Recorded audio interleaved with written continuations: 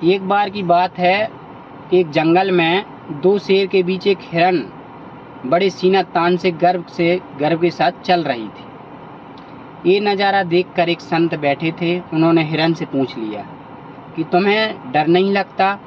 आप इन शेर के बीच में चल रहे हो, ये शेर तो कभी भी आपका शिकार कर देंगे। तब वो जो हिरन है वो मुस्कुराती है और संत को कहती है कि जब ये छोटे छोटे बच्चे थे, जो शेर हैं, इनकी माँ गुजर जाती है और ये बच्चे भूख से तड़प रहे थे, तब मैंने इनकी सहायता की और इन्हें अपना दूध पिलाकर इन्हें अपने साथ ही रखा और इन्हें पाल पोस कर बड़ा किया। अब जैसे ही ये बड़े हुए और जंगल पर इनका राज हुआ, तो इन्होंने ऐलान करवा दिया है कि मेरी माँ की तरफ यदि किसी ने गलत नज़र से देखा तो उसकी खैर नहीं। इसलिए मुझे जंगल में किसी से भी डरने की कोई ज़रूरत नहीं है। ये बात एक तोता पेड़ पर बैठा हुआ सुन रहा था। अब उस तोता उसकी बात से प्रेरित हो जाता है। वो सोचता है ऐसा ही कोई मुझे भी मिल जाए तो मैं भी उसकी मदद करूंगा। एक दिन तोता पेड़ पर बैठा होता है, तभी वो नीचे देखता है कि झाड़ियों में एक सांप जो है कांटा चुभने से घायल हो गया है और पड़ा हुआ है। वो तुरंत पेड़ से नीचे आता है डाल से और उस सांप के शरीर से कांटे को निकाल देता है और थोड़ी देर बाद सांप ठीक हो जाता है।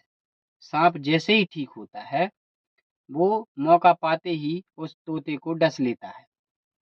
अब जैसे ही तोते को वो सांप डस लेता है, तब वो संत जो हैं उस तोते से कहते हैं कि तुमने ऐसा क्यों किया? सांप को सांप के पास बैठने की तुम्हें क्या जरूरत थी? तब वो तोता कहता है मैं तो हिरन की बात से प्रेरित हो गया था कि हमें मदद करनी चाहिए, उससे मदद के बदले अच्छा ही मिलेगा। लेकिन मेरे साथ ऐसा क्यों हुआ?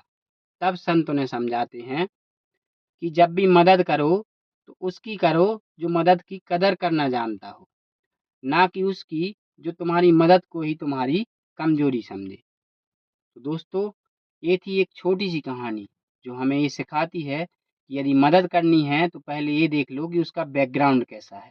मदद हमेशा शेर के बच्चों की करो, ना कि सांप के बच्चों की। क्योंकि शेर के बच्चे बड़े होकर तुम्हारी कद्र करेंगे और सांप के बच्चे जैसे ही ठीक होंगे वो तुम्हें ही मौका पाकर डस लेंगे। यही इस छोटी सी कहानी का उद्देश्य था। मिलते हैं अगली छोटी सी कहानी के साथ, तब तक के लिए नमस्कार।